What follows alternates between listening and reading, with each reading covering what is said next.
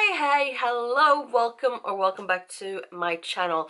Now today's video is about one book and one book only. Well, technically, I felt like this deserved its own video because it's a book part of a massive series.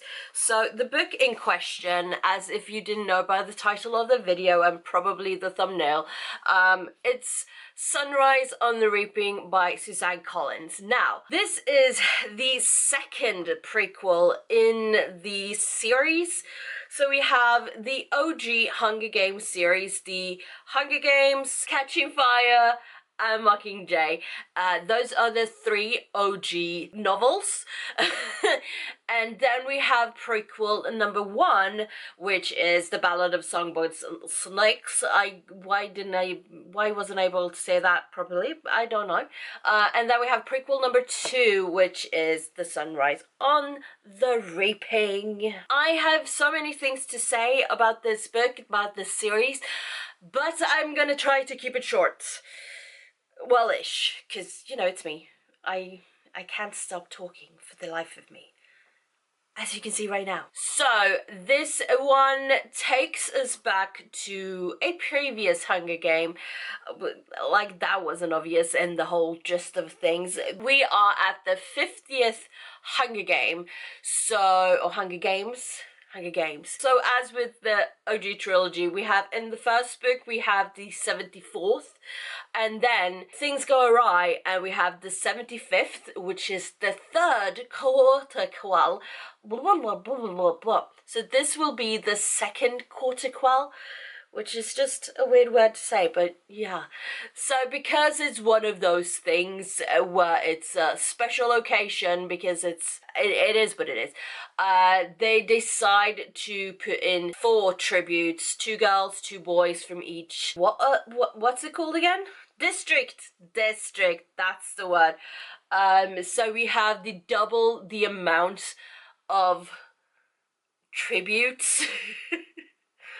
Or, you know, murder victims, basically, because what else is there, really? There was one thing, though, which I found interesting. So, in the original trilogy, at some point, Katniss goes through a bunch of the old Hunger Games, the footage from the different eras. I don't remember specifically if it's just, like, the end of victory.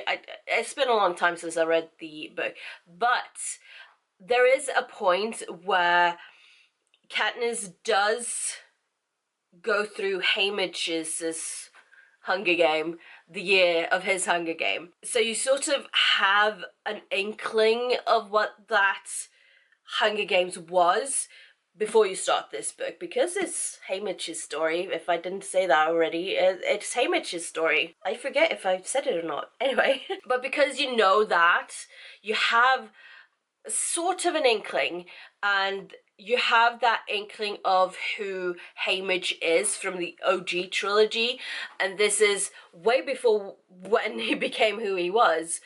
So we see how he becomes who he is, the person we know from a long time, because we've been through these Hunger Games quite a few times by now, haven't we? Reading Haymitch's story, reading it through his eyes, the Hunger Games through his eyes, and because you see him from his teens when he becomes a tribute, and how that whole process goes about, and what he does and doesn't do in the arena and before the arena and all that.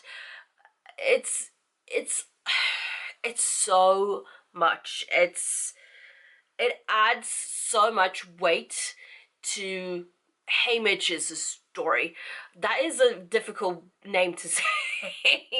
So you really start to understand the man he is and the one he's become later on, and it just makes so much sense, having read it from the beginning, as it were, the beginning of Haymitch. So compared to the Ballad of Songbirds and Snakes, this one feels less character focused and more about the system itself, like the manipulation, the control, and how the games were shaped into what we see later. But because this is Hamish's story, it feels more personal. You are watching someone you already know become that version of himself, and it's honestly kind of heartbreaking. You can see the way this one connects to the original trilogy, Katniss's story, and while it's adding more layers to the world of the Hunger Games,